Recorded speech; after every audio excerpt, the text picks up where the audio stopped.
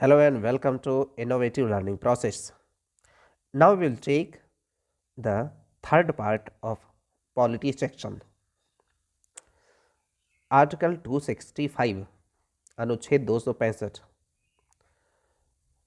विधि के बिना कोई कर नहीं लगाया जा सकता है। विधि के बिना कोई कर नहीं लगाया जा सकता है कहा गया है 265 अनुच्छेद में। 270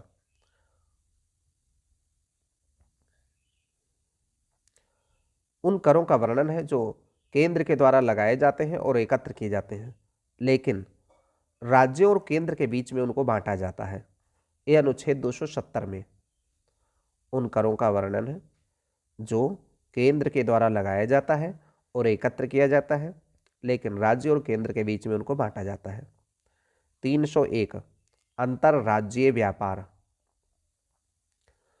अंतरराज्यीय व्यापार यानी कि एक राज्य से दूसरे राज्य में व्यापार होना। ये संविधान के अनुच्छेद 301 के तहत इसका वर्णन है। 355 बाह्य आक्रमण से केंद्र रक्षा करेगा राज्यों की। यह 355 अनुच्छेद में कहा गया है। बाह्य आक्रमण जैसे चीन से आक्रमण है या पाकिस्तान से आक्रमण है या किसी अन्य देश से आक्रमण है, तो उसमें केंद्र जिस राज्य के ऊपर हमला होगा उसमें वो कार्यवाही करेगा केंद्र सरकार। 355 अनुच्छेद में कहा गया है।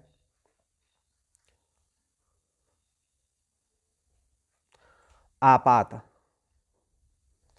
352 के तहत आपातकाल इमरजेंसी युद्ध और बाह्य आक्रमण और सशस्त्र विद्रोह के केस में राष्ट्रीय आपात लगाया जा सकता है। युद्ध, बाह्य आक्रमण और सशस्त्र विद्रोह के स्थिति में इमरजेंसी को लागू किया जा सकता है 352 अनुच्छेद के तहत।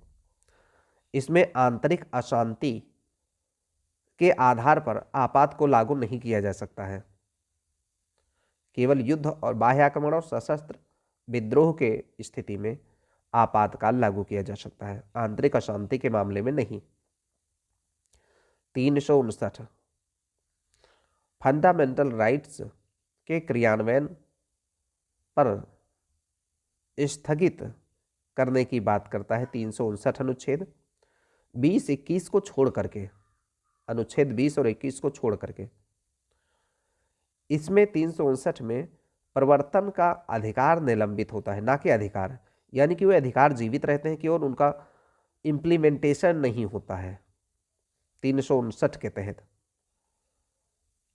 358 352 के तहत आपात में आर्टिकल 19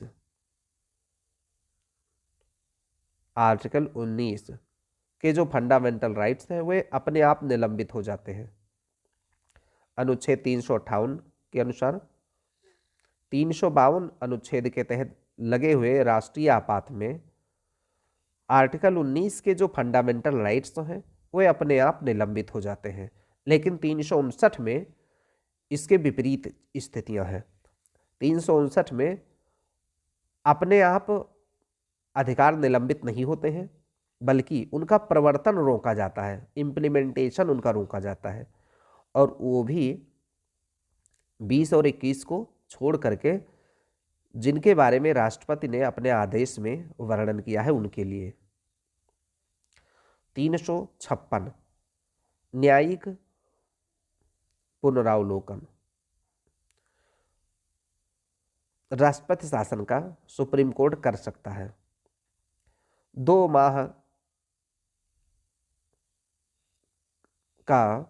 माह के बीच में संसद का अनुमोदन जरूरी है 356 के तहत। जो 356 अनुच्छेद 356 के तहत जो राष्ट्रपति शासन लागू किया जाता है उसका अनुमोदन 2 माह के भीतर संसद के द्वारा जरूरी है, एक बात। दूसरी बात, सुप्रीम कोर्ट इसका न्यायिक पुनर्विलोकन कर सकता है, यानी कि जो राष्ट्रपति शासन लागू किया गया है क्या यह सही है या गलत है, इसकी समीक्षा सुप्रीम कोर्ट कर सकती है।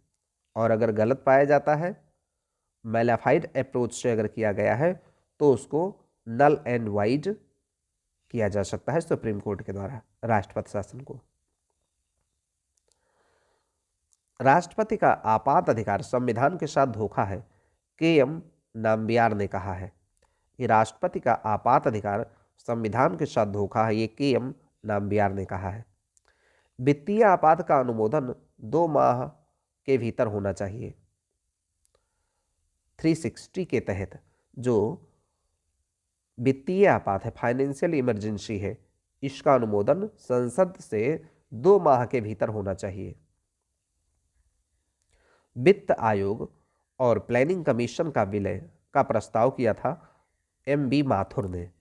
वित्त आयोग और प्लानिंग कमीशन के विलय का प्रस्ताव दिया था एम.बी. माथुर ने। प्लानिंग कमीशन के जो उपाध्यक्ष होते हैं वो कैबिनेट मंत्री का दर्जा उनको मिलता है, कैबिनेट मंत्री का दर्जा। NDC 5 year plan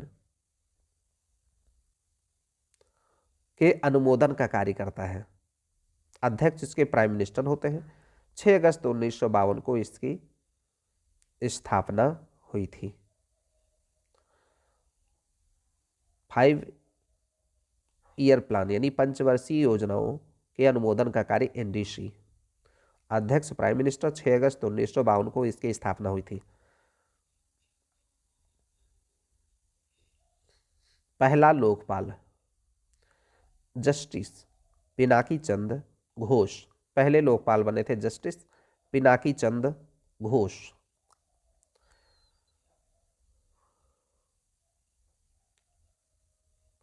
first ARC यानी पहला एडमिनिस्ट्रेटिव रिफॉर्म कमीशन ने लोकपाल के लिए सुझाव दिया था 1966 में, 1966 में, और उस समय अध्यक्ष थे मोरारजी देसाई।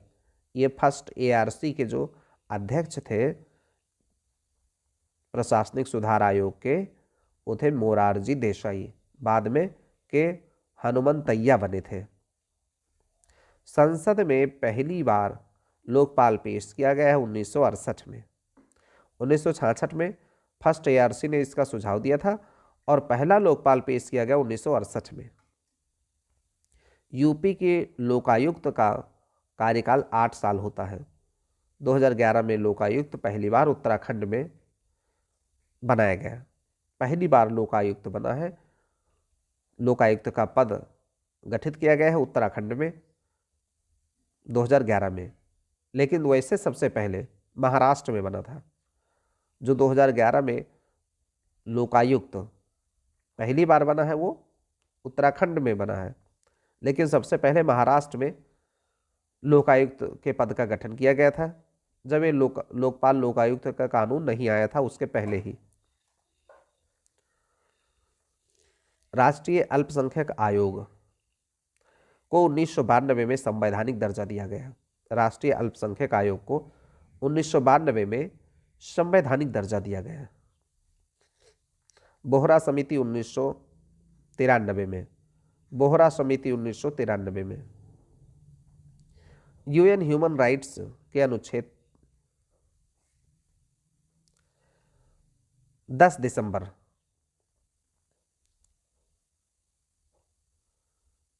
10 दिसंबर को यूएन ह्यूमन राइट्स के अनुच्छेद है 30। 10 दिसंबर को अस्तित्व में आया human rights. UN human rights 1 से 21 तक के जो अधिकार हैं फर्स्ट पीढ़ी के हैं। 22 से 27 तक के जो अधिकार दिए गए हैं वो सेकेंड पीढ़ी के अधिकार हैं। ये human rights, UN human rights में जो 23 अनुच्छेद है, एक काम का अधिकार देता है। 26 है जो शिक्षा का अधिकार देता है। सामाजिक विभेद का उन्मूलन से संबंधित जो अधिनियम है वो सेकेंड पीढ़ी में आते हैं, यानी social discrimination elimination of social discrimination act, ये सेकेंड पीढ़ी में आते हैं। मानवाधिकार संरक्षण अधिनियम 1993 में 28 सितंबर 1993 को लागू हुआ है। मानवाधिकार संरक्षण अधिनियम 1993 28 सितंबर 1993 को लागू हुआ। अध्यक्ष सेवानिवृत्त चीफ जस्टिस हाई कोर्ट या न्यायाधीश होता है। जो मानवाधिकार आयोग है, ह्यूमन राइट्स कमीशन है, उसके अध्यक्ष होते हैं सेवानिवृत्त chief justice of high court या न्यायाधीश। कार्यकाल इनका 3 साल या 70 साल, 3 साल या 70 साल। ह्यूमन राइट्स कमिश्नर का राज्यों में नियुक्ति गवर्नर करता है इनकी, राज्यों में नियुक्ति गवर्नर करता है। हाई कोर्ट के चीफ जस्टिस के परामर्श से राज्य मानवाधिकार आयोग के सदस्य को हटाए जाने का प्रावधान है। राज्य के जो हाई कोर्ट है और उनके चीफ जस्टिस के परामर्श से राज्य मानवाधिकार आयोग के सदस्य को हटाया जा सकता है। स्टेट ह्यूमन राइट्स कमीशन यानी राज्य मानवाधिकार आयोग की रिपोर्ट राज्य सरकार को दिया जाता है। राज्य मानवाधिकार आयोग अपनी रिपोर्ट राज्य सरकार को सौंपती है। अंतरराज्यीय परिषद 1990 में बना, अंतरराज्यीय परिषद 1990 में बना है। केंद्रीय सतर्कता आयोग 1964 में बना है संथानम समिति के सिफारिश पर। केंद्रीय सतर्कता सेंट्रल विजिलेंस कमीशन 1964 में। राष्ट्रीय मानवाधिकार आयोग 1993 में बना है। नेशनल ह्यूमन राइट्स कमीशन 1993 में बना है। संविधान के लिए रिव्यू आयोग जो बना, उसके आयोग के अध्यक्ष थे M.N. वेंकट चेलैया, ये जज थे, जस्टिस M.N. वेंकट चेलैया। जो संविधान का रिव्यू आयोग, संविधान के लिए जो समीक्षा करने का आयोग बनाया गया, उसके अध्यक्ष थे M.N. Venkat Chelliah. Fundamental rights की तुलना DPSP की अग्रता प्रदान किया गया है, ये स्वर्ण सिंह समिति के द्वारा। फंडामेंटल राइट्स के तुलना में DPSP की अग्रता स्वर्ण सिंह समिति के द्वारा कहा गया है कि जो फंडामेंटल राइट्स है इनके तुलना में DPSP को वरीयता देनी चाहिए, यानी DPSP की अग्रता। DPSP directive principles of state policy, ये कहा है स्वर्ण सिंह समिति ने।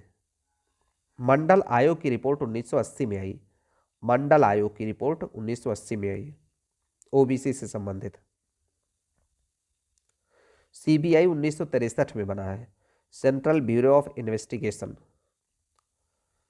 करप्शन ऑफ प्रिवेंशन एक्ट 1988 में, करप्शन ऑफ प्रिवेंशन एक्ट 1988 में आया।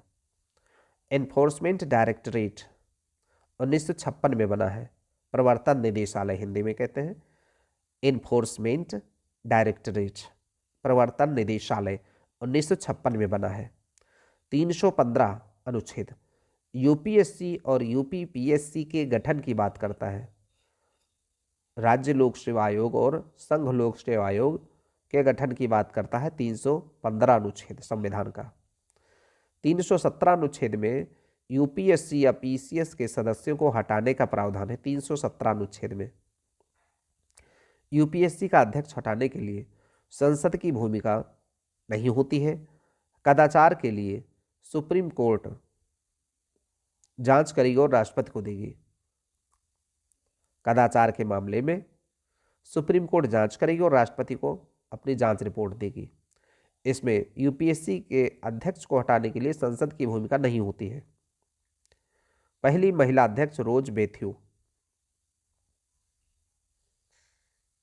UPSC की पहली महिला अध्यक्ष रोज मैथ्यू। 310 अनुच्छेद प्रसाद का सिद्धांत, प्लेजर प्रिंसिपल। प्रसाद का सिद्धांत 310 अनुच्छेद में दिया गया है। प्लेजर प्रिंसिपल यानी कि राष्ट्रपति जैसे बहुत सारे पद हैं जो राष्ट्रपति के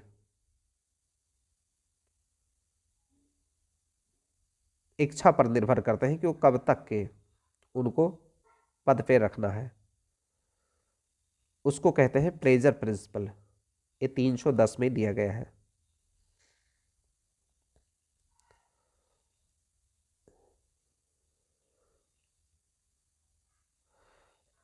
इलेक्शन कमीशन ऑफ इंडिया, चुनाव आयोग, ये विभाजन और विलय के झगड़ों का निपटारा करता है। जैसे किसी पार्टी में विभाजन हो जाए या कोई पार्टी का विलय हो जाए और इसके संबंध में अगर कोई झगड़ा होता है, कोई विवाद होता है, तो इसका निपटारा इलेक्शन कमीशन ऑफ इंडिया करता है। निर्वाचन की अधिसूचना राष्ट्रपति और गवर्नर के द्वारा दी जाती है। निर्वाचन की अधिसूचना जारी करता है राष्ट्रपति केंद्र सरकार के मामले में, और राज्य सरकार के मामले में गवर्नर। 61वें संविधान संशोधन 1988 के तहत चुनाव में वोट देने की उम्र 18 साल हुई, पहले 21 साल थे। 61वें संविधान संशोधन 1988 के द्वारा पहले चुनाव में वोट देने की उम्र 21 साल थी, लेकिन 1988 में इस 61वें संशोधन के बाद में 18 साल कर दिया गया, यानी कि अब 18 साल का कोई भी व्यक्ति चुनाव में वोट दे सकता है। पहले 21 साल के बाद में लोग वोट देते थे। राष्ट्रीय ध्वज के अपमान के मामले में चुनाव पर लड़ने पर प्रतिबंध लगाया जा सकता है एमपी और एमएलए के 6 साल के लिए, अगर राष्ट्रीय ध्वज का अपमान किया जाए, यानी तिरंगा झंडा का अपमान किया जाए तो। पहला, जो पहली महिला जो इलेक्शन कमीशन ऑफ इंडिया में नियुक्त हुई वो है वीएस रमा देवी।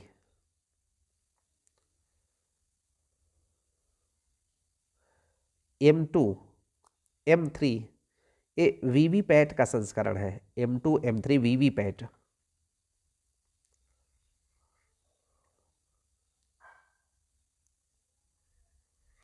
स्वतंत्रता के बाद एक दलीय प्रभुत्व व्यवस्था के रूप में रजनी कोठारी ने कहा है। स्वतंत्रता के बाद एक दलीय प्रभुत्व की व्यवस्था जो भारत की राजनीति रही है, एक दलीय प्रभुत्व वाली रही है, यानी कांग्रेस का उस समय केवल दबदबा था। स्वतंत्रता के बाद में हर राज्य में कांग्रेस की सरकारें थी, और इसको एक दलीय प्रभुत्व की व्यवस्था के रूप में कहा है रजनी कोठारी ने। राजनीतिक दलों को संवैधानिक मान्यता दी गई है 1985 में। राजनीतिक दलों को संवैधानिक मान्यता मिली है 1985 में। भू पोरतम आंदोलन आंध्र प्रदेश में साम्यवादी पार्टी ने शुरू किया था। भू पोरतम आंदोलन आंध्र प्रदेश में साम्यवादी पार्टी ने, कम्युनिस्ट पार्टी ने। संविधान संशोधन में वीटो के स्थान पर सहमति देनी ही होगी राष्ट्रपति को। 24वें संविधान संशोधन के तहत ऐसा कहा गया। संविधान संशोधन वाले मामले में वीटो के स्थान पर सहमति देनी ही होगी राष्ट्रपति को। यह 24वें संविधान संशोधन के तहत जोड़ा गया। पहले था कि राष्ट्रपति वीटो लगा सकता था, लेकिन 24वें संशोधन के बाद में सहमति देनी ही होगी राष्ट्रपति को, ऐसा वर्णन किया गया। 368 संविधान संशोधन में 368 के तहत संविधान संशोधन में राज्य विधानसभा कोई संशोधन नहीं कर सकती है, यानी कि जो संविधान में संशोधन होगा वो केवल संसद करेगी, ना कि राज्यों के विधान सभा। और राष्ट्रपति संविधान संशोधन विधेयक पर वीटो नहीं कर सकता है। राष्ट्रपति संविधान संशोधन के विधेयक पर वीटो नहीं कर सकता है। 79वां संशोधन लोकसभा और राज्य विधानसभा में SC और ST की आरक्षण का प्रावधान करता है। 79वां 79th कॉन्स्टिट्यूशनल अमेंडमेंट लोकसभा राज्य विधानसभा में SC और ST के आरक्षण की बात करता है। 89वां 89th कॉन्स्टिट्यूशनल अमेंडमेंट SC/ST आयोग को पृथक पृथक किया। पहले अनुसूचित जाति और अनुसूचित जनजाति आयोग एक ही में था, लेकिन 89वें संशोधन के बाद में अनुसूचित जाति आयोग अलग बन गया और अनुसूचित जनजाति आयोग अलग हो गया। संसद संविधान संशोधन की शक्ति को सीमित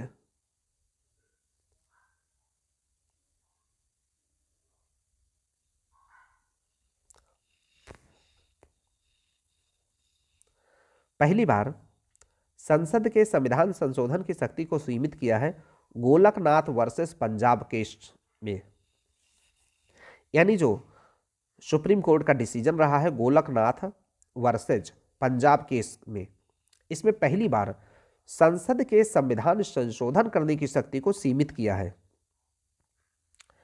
लघु संविधान कहते हैं 42वें संशोधन को, लघु संविधान कहते हैं 42वें संशोधन को। 39B और C को प्राथमिकता मिली है 14 और 19 पर।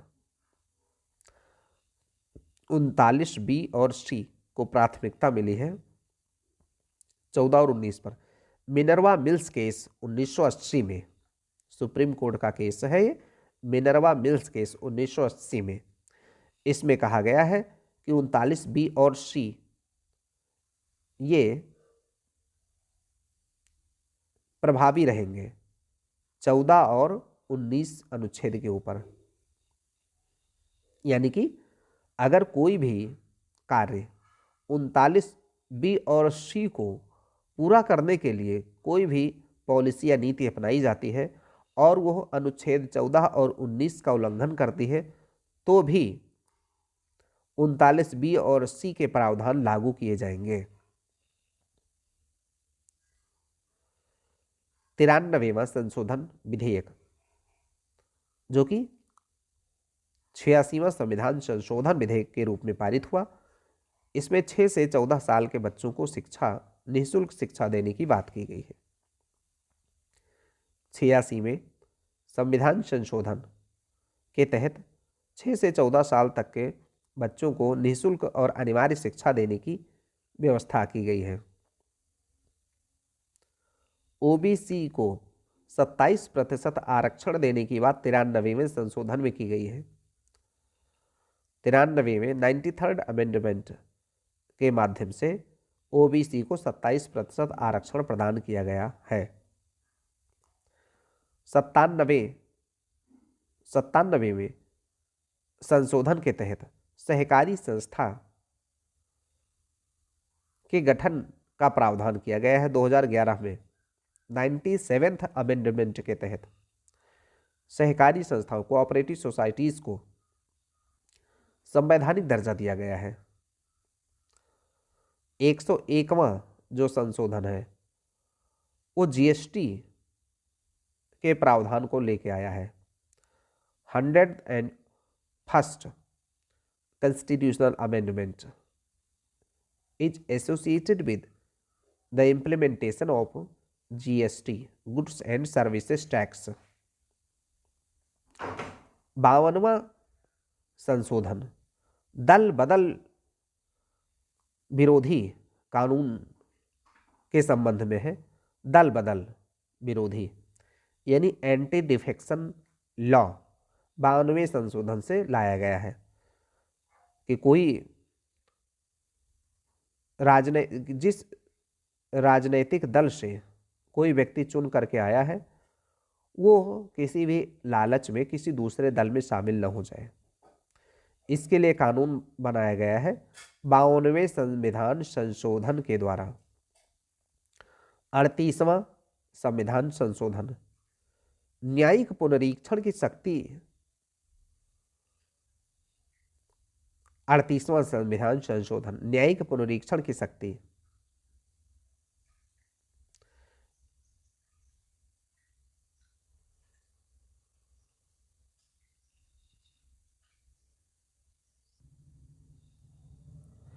अड़तीसवां संविधान संशोधन न्यायिक पुनरीक्षण की शक्ति को परिसीमित करता है। यानी कि उस पर लिमिटेशन लगाता है। 350 का मातृभाषा में शिक्षा प्रदान करने का प्रावधान है कि प्राथमिक शिक्षा बच्चों को मातृभाषा में उनके प्रदान की जाए, ये 350 का अनुच्छेद कहता है। बीजी खेर आयोग राजकीय भाषा आयोग है, राजकीय भाषा से संबंधित था बीजी खेर आयोग। 345 अनुच्छेद राजभाषा अपनाने की प्रक्रिया का वर्णन है। किसी राज्य के बारे में, कोई राज्य अगर किसी राजभाषा को अपनाना चाहता है तो उसकी प्रक्रिया का वर्णन है 345 अनुच्छेद में। जैसे उत्तर प्रदेश की राजभाषा हिंदी और उर्दू है, इसी प्रकार से अन्य राज्य अपने राज्य की राजभाषा को अपना सकते हैं। संस्कृत द्वितीय राजभाषा है उत्तराखंड और हिमाचल प्रदेश की। उत्तराखंड और हिमाचल प्रदेश की जो द्वितीय राजभाषा है वो संस्कृत है।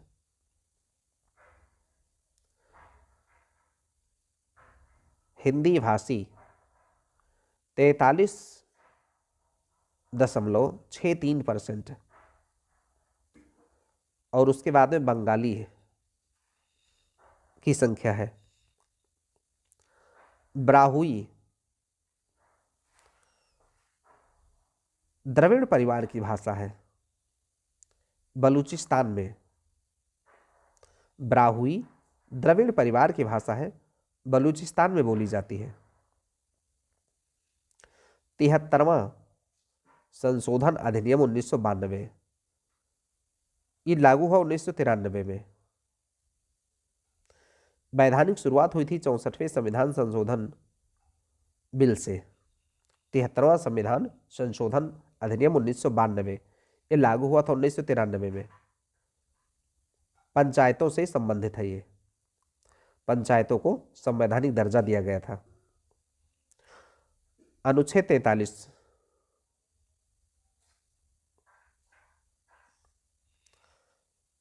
अनुच्छेद 43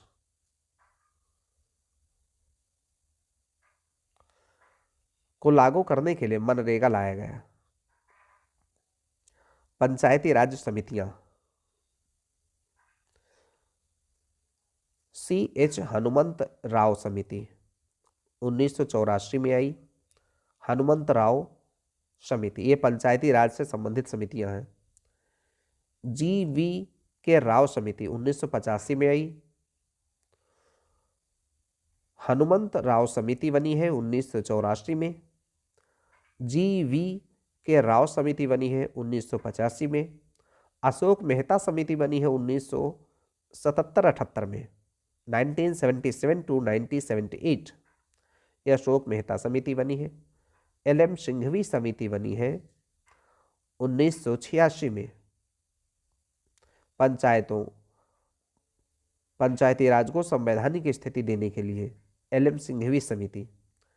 BR मेहता यानी बलवंत राय मेहता समिति बनी है 1957 में, जिसने पंचायतों को 3 स्तरीय विभाजन की बात की है,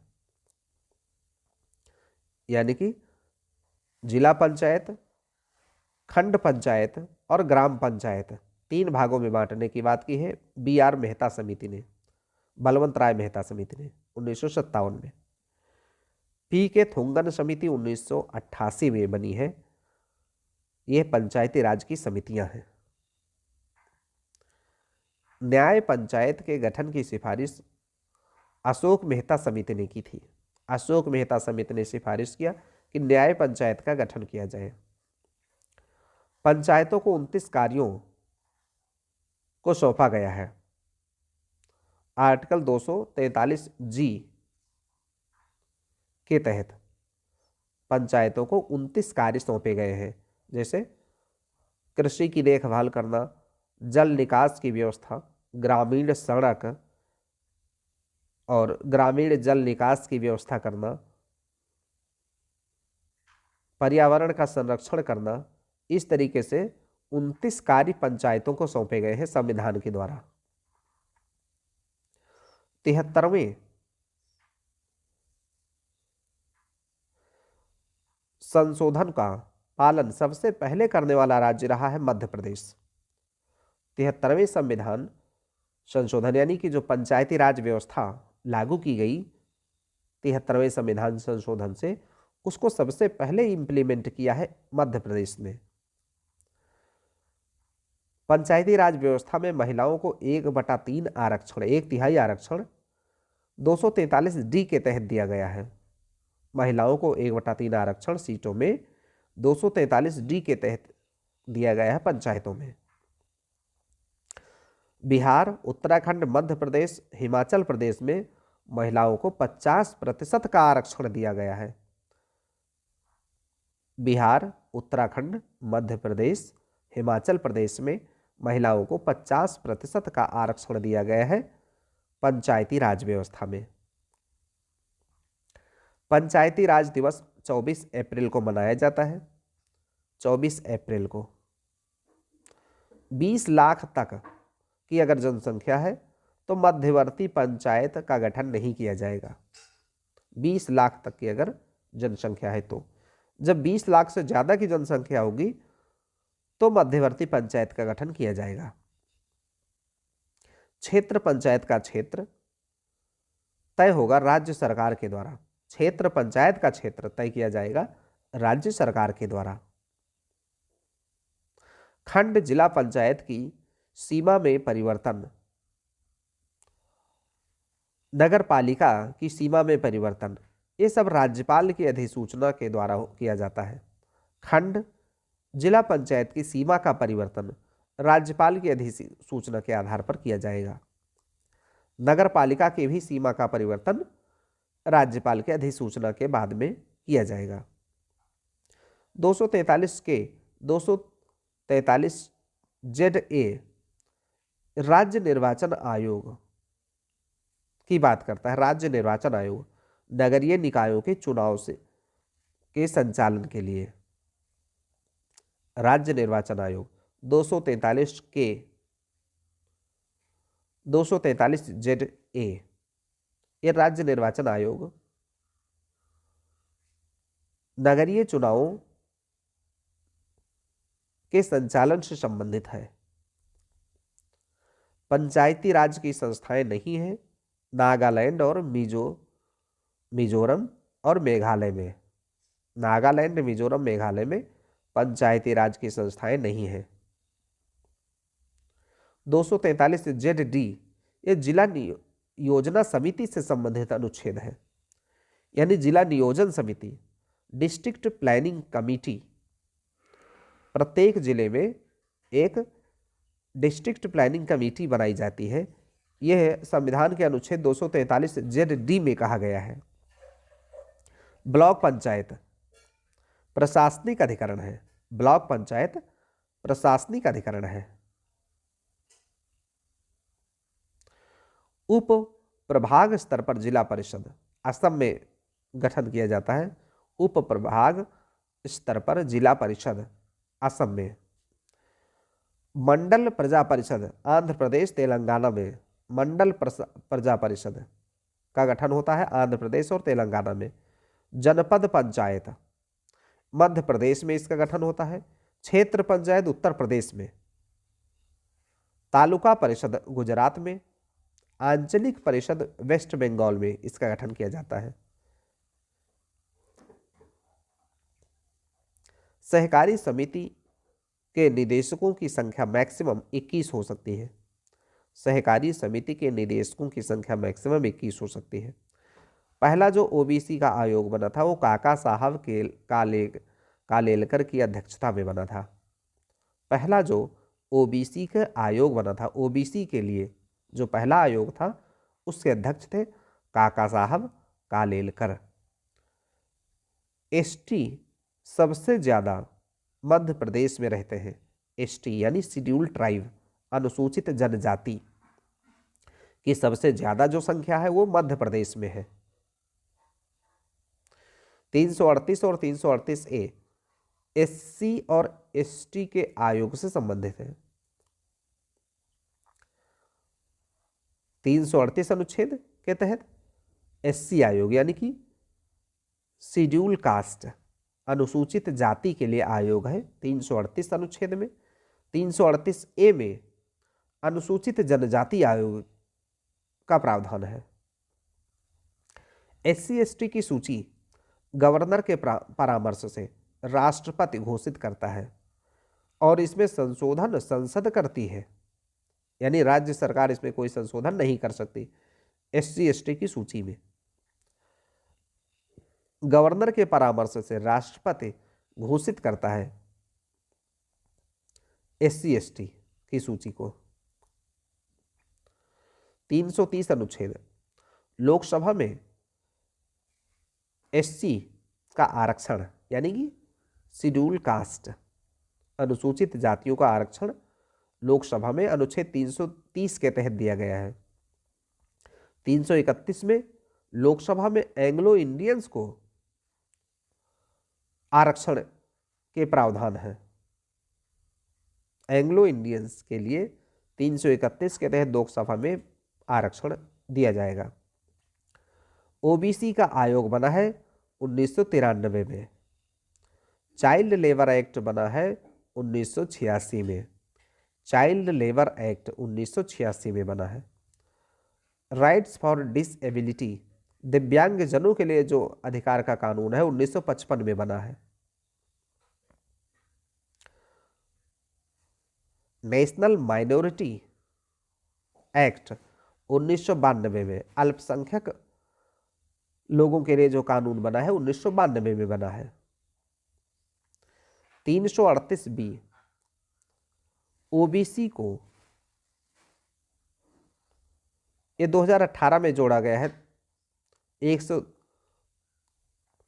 102 संविधान संशोधन के तहत 2018 में जोड़ा गया है 338B OBC के लिए, यानी कि OBC को जो संविधान में मान्यता दी गई है वो 2018 में दी गई है 102nd कॉन्स्टिट्यूशनल अमेंडमेंट एक्ट के तहत। 338B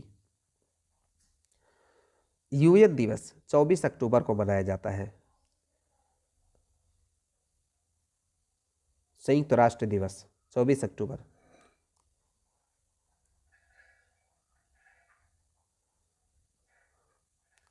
UN चार्टर में वीटो ये 27 अनुच्छेद में दिया गया है। अनुच्छेद 27 में दिया गया है कि UN के चार्टर में कि वीटो के प्रावधान कैसे रहेंगे। UN के महासचिव का जो कार्यकाल है सबसे ज्यादा रहा है यू थॉट का।